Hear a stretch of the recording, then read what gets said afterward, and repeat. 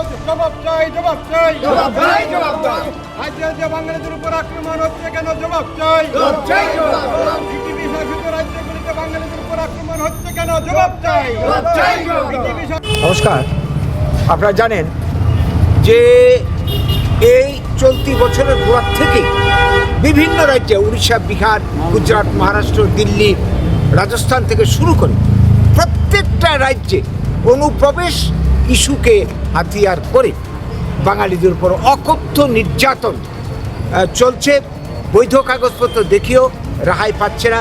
ইতিমধ্যেই অনেককে পুশব্যাকও করা হয়েছে এবং বৈধ কাগজপত্র দেখানো সত্ত্বেও পুশব্যাকের পরিণামে শেষ পর্যন্ত এই নিয়ে মামলা মোকদ্দমা হয়। দুই দেশে টানাপোড়েনের ফলশ্রুতিতে কেউ কেউ আবার ব্যাক করে আসছে। এটি প্রমাণ হচ্ছে যে তাদের অভিযোগ মিথ্যা।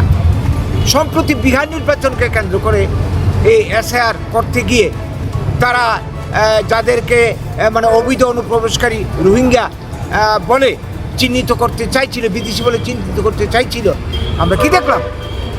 মাত্র 326 জন। বিহারে এত বড় স্টেট, পশ্চিমবঙ্গ থেকে অনেক বড়, প্রায় 7.5 কোটির উপর ভোটারই আছে, মাত্র 326 জনকে বিদেশি চিহ্নিত করে। এই যে ঘটনাকে কেন্দ্র করে আজকে আমার ত্রিপুরাতে এত গুরুত্বপূর্ণ সর্বত্র চলছে অবস্থা। এই আবহাওয়াতেই গত 7 তারিখ এই মাসের উড়িষ্যার মালকানগিরিতে আবার আক্রমণ বাঙালিদের উপর, যারা এখানে দীর্ঘদিন ধরে থাকছিল, বছরের পর বছর ধরে তাদের উপর আক্রমণ, শয়ে শয়ে বাড়িঘর জ্বালিয়ে পুড়ে ছারখার করে দিল। আমরা দেখলাম সবচেয়ে আশ্চর্যের ঘটনা, যেটা বাঙালিরা আমরা বাঁচব কি করে? পুলিশ প্রশাসনের লোক সামনে দাঁড়িয়ে রয়েছে, তাদের সামনেই আক্রমণ, বাড়িঘর জ্বালানো, দৈহিকভাবে নির্যাতন ইত্যাদি ঘটনা চলছে। কিছু সম্পদ ধ্বংস, তাদেরকে হুমকি দেওয়া হচ্ছে উড়িষ্যা থেকে চলে যেতে হবে। প্রত্যেকটা রাজ্যে এটা চলছে। কিছুদিন আগে উত্তরাখণ্ডে হলো। আপনারা জানেন প্রতি মাসে ধরতে গেলে প্রতি সপ্তাহে প্রতিদিন কোথাও না কোথাও ভারতবর্ষের বাঙালির উপরে আক্রমণ। কারণটা কি?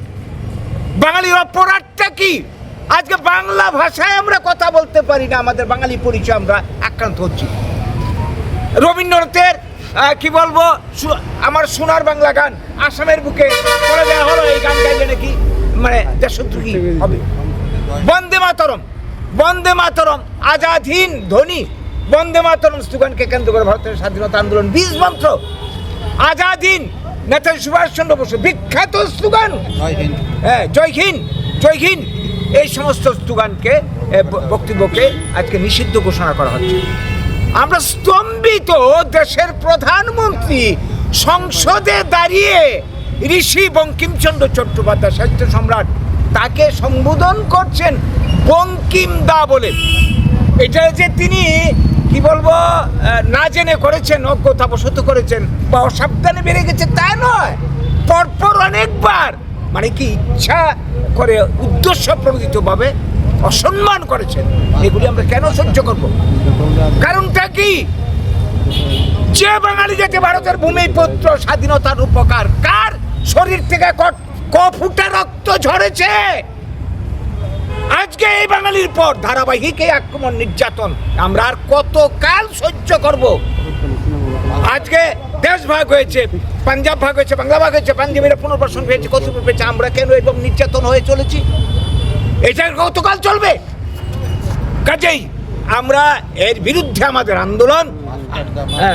আমরা কি বলবো, পাঞ্জাবিদের যে হারে পুনর্বাসন হয়েছে সে হারে পুনর্বাসন চাই, স্বাধীনতার জাতীয় প্রতিশ্রুতি মোতাবেক সংবিধানের 3 নং ধারা অনুযায়ী আমাদের অঞ্চল পুনর্গঠন চাই। আজকে প্রত্যেকটা বাঙালি, রামমোহন রায় থেকে শুরু করে বঙ্কিম, রবীন্দ্রনাথ থেকে শুরু করে মাস্টারদা সূর্য সেনকে বিকৃতভাবে অপমান করা হয়েছে।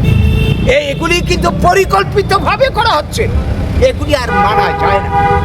আমরা সহনশীল জাতি বলে বাঙালিরা আমরা পায়ে পিছিয়ে আমাদেরকে মিশিয়ে দেবে মাটিতে, এগুলি আমরা মানতে পারি না। তাই আমাদের আন্দোলন অধিকার রক্ষার আন্দোলন, সাংবিধানিক অধিকার রক্ষার আন্দোলন আমরা করে চলেছি এবং প্রয়োজনে ভারতবর্ষের বুকে এইভাবে খুঁচিয়ে খুঁচিয়ে বাঙালিদেরকে যেভাবে আঘাত দেওয়া হচ্ছে, ওরা বাধ্য করছে আমাদেরকে রাস্তায় নামার জন্য এবং আগামী দিনে ভিগরাস মুভমেন্ট হবে। বাঙালি যেমন কি বলবো সহনশীল জাত, প্রয়োজনে রক্ত দিতে জানে, প্রয়োজনে প্রাণ দিতেও জানে। এই কথাটা যাতে তারা ভুলে না যায় স্মরণ করিয়ে দিতে চায় আজকের দিনে কর্তৃপক্ষ। উড়িষ্যা সরকার কেন্দ্রীয় সরকারকে সাবধান করে দিতে চায় বারবার, এই আক্রমণ চলতে পারে না, সবাই নামবে। আজকে আমাদের জাতীয় পরিচয় আমরা আক্রান্ত। এখানে দল কংগ্রেস, সিপিএম, বিজেপি চুপ চুপ। এইভাবে ক্ষমতার জন্য বেশি স্বার্থে কিছু মানুষের কথায় নেচে এত বছর বিভিন্ন পার্টি করে আমাদের অস্তিত্ব মাটিতে মিশতে চলছে। তাই এই অস্তিত্ব রক্ষার আন্দোলন করছি আমরা বাঙালি। ওই সামিল হওয়ার আবেদন রাখছি এবং যারা ক্ষতিগ্রস্ত হয়েছে তাদের পুনর্বাসন নিরাপত্তা দিয়ে যাতে ব্যবস্থা করো গভর্নমেন্ট, তা আমরা চাইছি। যারা এই ঘটনায় যুক্ত অপরাধীদের উপযুক্ত দৃষ্টান্তমূলক শাস্তি দাবি করে